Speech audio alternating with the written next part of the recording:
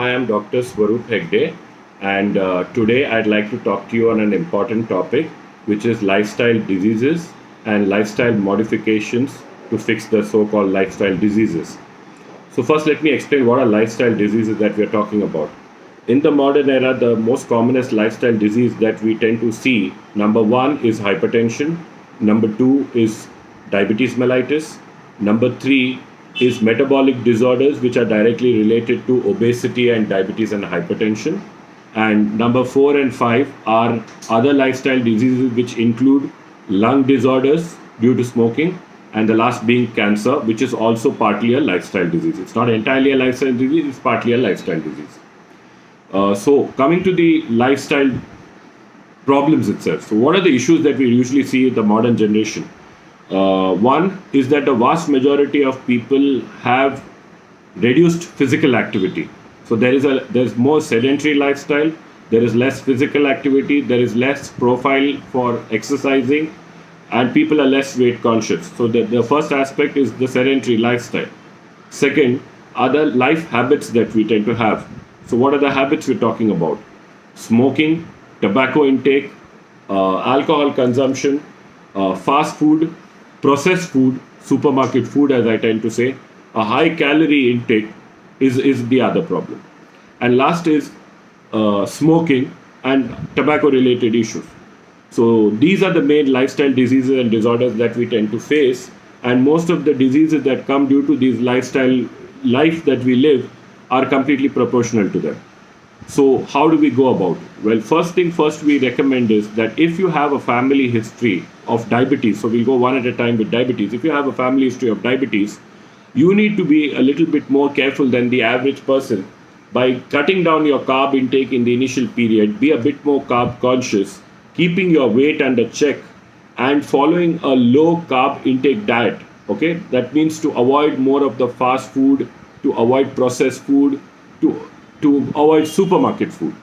And our recommendation is that if you want to really eat, you don't really need a dietitian for that.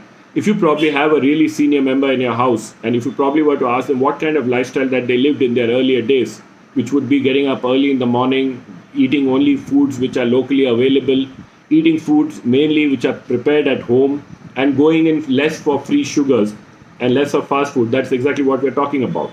So the first thing would be is to do with your diet intake. We want you to cut down your carb intake. Second, we want you to be calorie conscious. And third, we want you to watch your weight, because some people have a higher predisposition to getting weight as others, even with the same calorie intake. The second aspect is the sedentary lifestyle. You see, people in the earlier days used to live in the village. They had a lot of physical activity to work in the field. There were long distances to cover, to go to school, to get milk and various things. Cut short and come to city life. Most of us really don't have any sort of physical activity. There is rickshaw, there is a lift and everything everywhere. So the kind of burning of fat that happens when you're living in a rural lifestyle versus what happens in a city is exactly opposite. There, the direct calorie, what they take in and what they're burning out is directly proportional. Whereas in our city life, with the kind of fast food and high calorie intake that we tend to do, we are gaining in on so much calories and fat, we are not able to burn it out with the rudimentary and sedimentary lifestyle that we absolutely have. So we need to then have a direct input-output proportionality, very similar to a car. Put only so much petrol as you're going to drive the car. We don't want you to fill the petrol day in and day out as a habit, but refusing to drive that car. So if you have understood it, very clearly means that take in only that much calorie, how much you think you're going to be able to burn the whole day. So subconsciously, if your physical activity is lesser, then you better take in less carbs. We'll come to that later. The third thing is the habit forms. So tobacco intake is something that we would definitely not advise in any form. Okay, it has zero value. In fact, tobacco intake is associated with almost 300 plus different types of cancer. So unless you want to live short, we would recommend that you kind of abstain or get off any sort of form of tobacco, whether that's smoking, oral, or whether that's inhalational. The other aspect is alcohol intake. We are not saying to completely abstain from alcohol, but number one, you need to know where to draw the line. So if you are an alcohol consumer, you're going to have to try and keep it at the weekends. The maximum alcohol intake per day is 45 milligram per deciliter, which would translate into only a 30 ml of alcohol a day. We do not allow binge drinking, so you cannot combine that 30 together by the weekend. So alcohol intake should be, as far as possible, very less, meager, and it should be sparing. Avoid binge drinking, and usually we prefer single malt whiskies with water if we are recommending an alcohol intake, and not usually rum and wine. Some people do think wine is proportionally good for the heart, but new studies are kind of denying that same. So we are okay with any form of alcohol, but try and keep the content less. The next thing is to do with your weight. So weight is directly proportional, as I said, to input output. So if your input intake of calories is far significantly higher than the amount of fat you are going to burn out with physical activity, you need to then cut down your intake and start doing a little more physical activity. Now, when we mean physical activity, we've seen a lot of people trying to run 10 kilometers, running every day, long distance marathons. I don't personally recommend that, and the new study says that we don't recommend extraordinary running or physical activity for more than 4 times in a week, which means 4 out of 7 days in a week, preferably alternate day, a 30-minute brisk walking, not running, not jogging.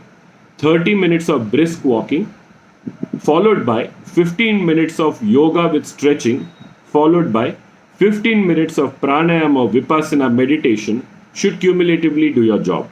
So learn to get up early in the morning, go for a 30-minute brisk walk, follow that up with a 15-minute yoga or stretching, follow it up with a 15-minute meditation or pranayama, drink a lot of water, especially the first thing in the morning is drink a lot of warm water, and cut down your salt intake, your sugar intake, and your carb intake.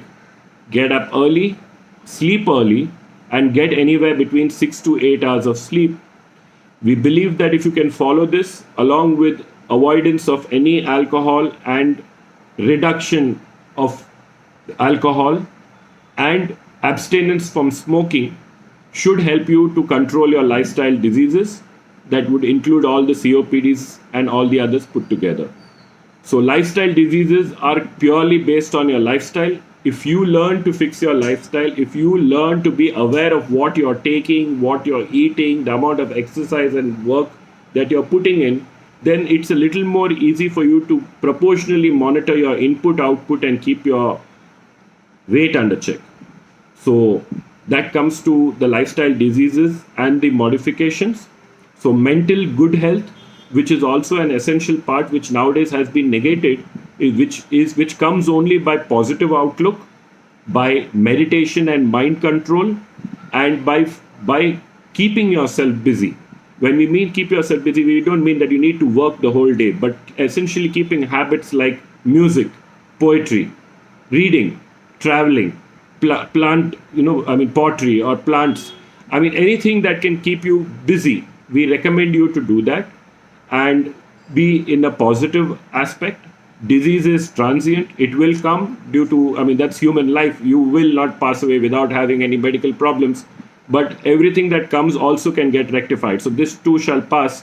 So with a positive attitude, learn to get up early in the morning, learn to drink a lot of water, learn to avoid too much of sugar and salt, learn to avoid fast food and supermarket food, try being homely, try to eat foods which are prepared at home, go back to what your ancestors were doing, try and avoid taking too much of rickshaw and lifts and try to move your legs a little more. If you live a life that our ancestors lived about 100 years back, trust me, you wouldn't have any medical problem. The vast majority of our medical problems are directly proportional to our current lifestyle. So thank you very much from Dr. Swaroop Hegde.